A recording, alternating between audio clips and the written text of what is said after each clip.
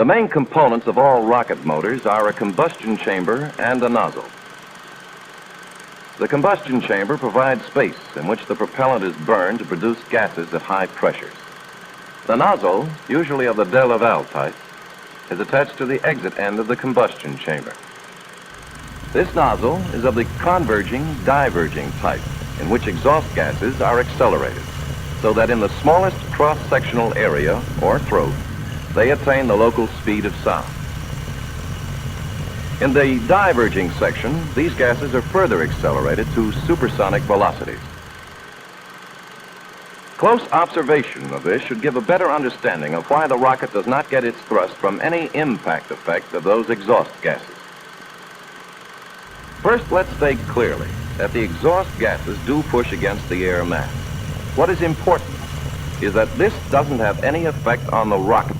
Here's why. The impact of the exhaust gases sets up disturbances in the air. Disturbances in gases are sound waves, and therefore must travel at the same speed as sound. Now, if the velocity of the exhaust gases were to remain below the speed of sound, then the disturbances they create could be transmitted back along the gas column to the rocket. But when the exhaust gases reach supersonic speed, any forces traveling in the opposite direction would have to travel faster than the speed of the exhausting gases in order to have any effect on the rocket. Let's consider a solid motor first. Like all rocket motors, it has a combustion chamber and a de Laval type nozzle.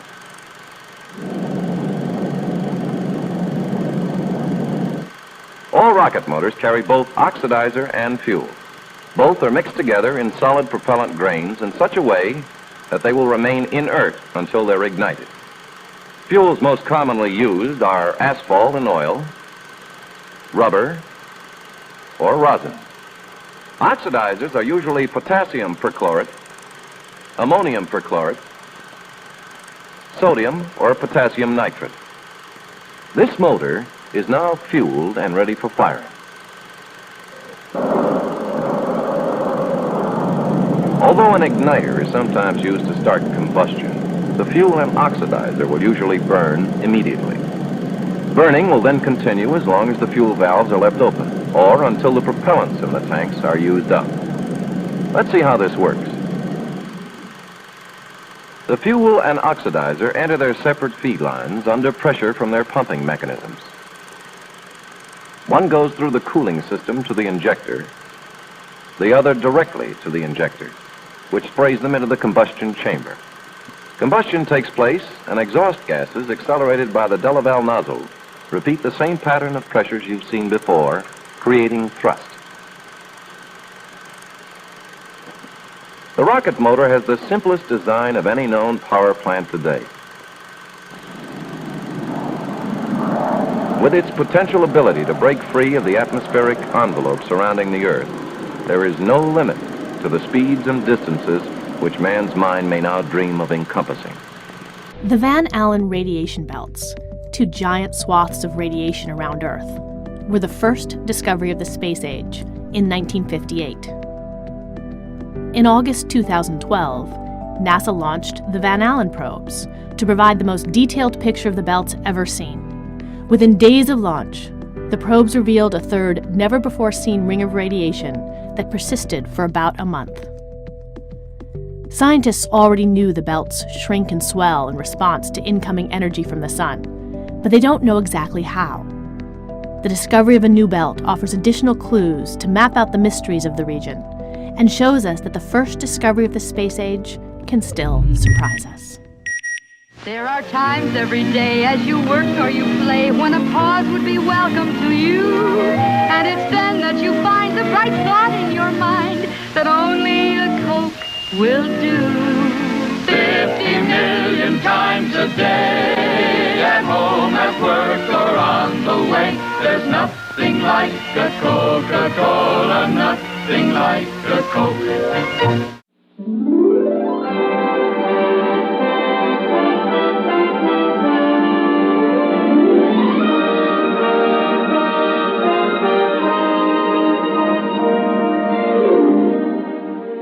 To briefly review, The major portions of the Apollo spacecraft are the launch escape subsystem, the boost protective cover, the command module, the service module,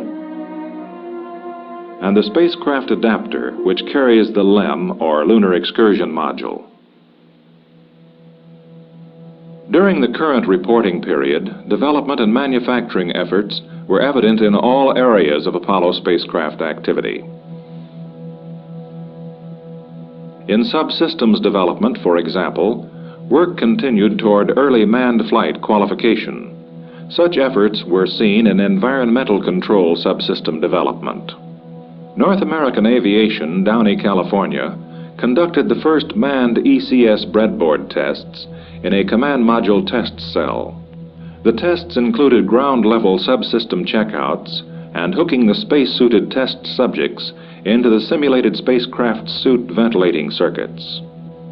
ECS equipment is produced by the Air Research Division of the Garrett Corporation, Los Angeles.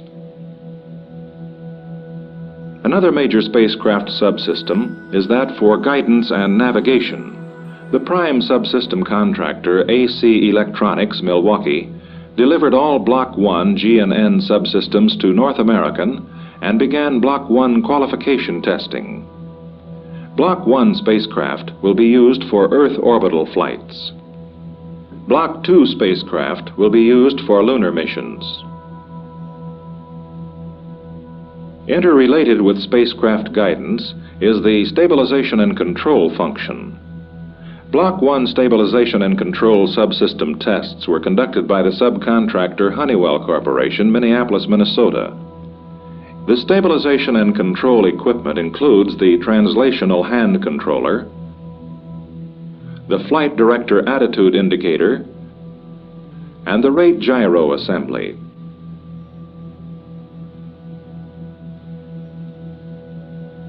As of March 1966, Honeywell had completed Block 1 qualification testing and had delivered the majority of Block 1 subsystems. Another function vital to guidance and control is the spacecraft's reaction control subsystem. North American completed RCS breadboard duty cycle tests in support of the first and second unmanned Apollo missions. Tests are continuing to qualify the Rocketdyne-developed RCS equipment for manned Apollo flight. Subsystem duty cycling tests, with the engines mounted in an operational quad configuration, were completed at Downey in support of the 009 and 011 spacecraft missions. The service module RCS engines are similar to those used in the command module.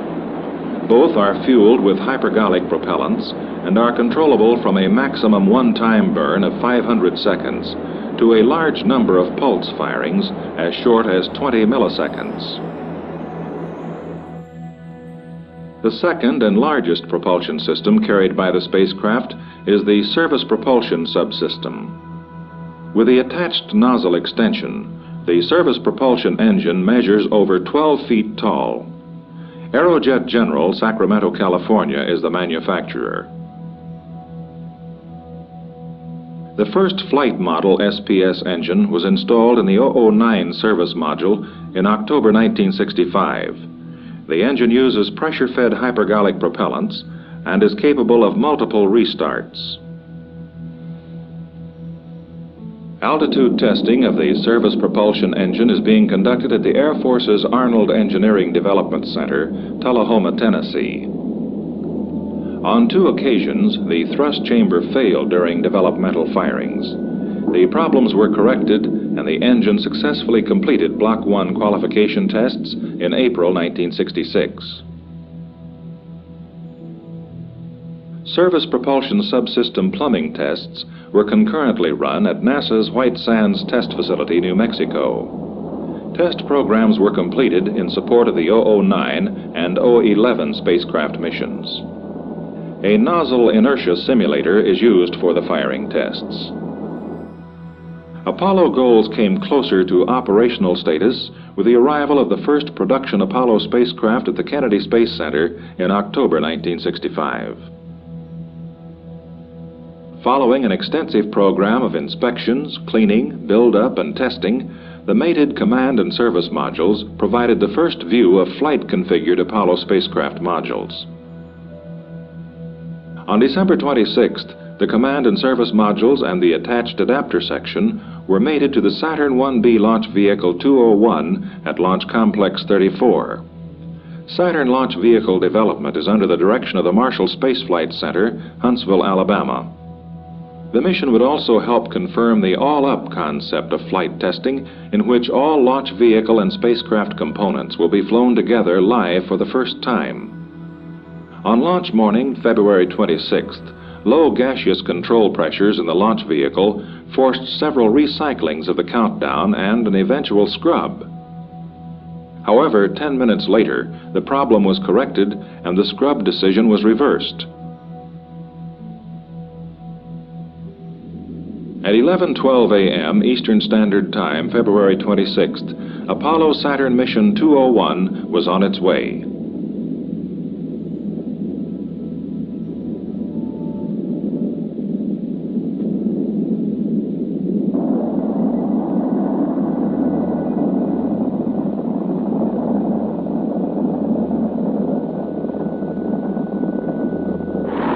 This was the separation action recorded by an onboard camera.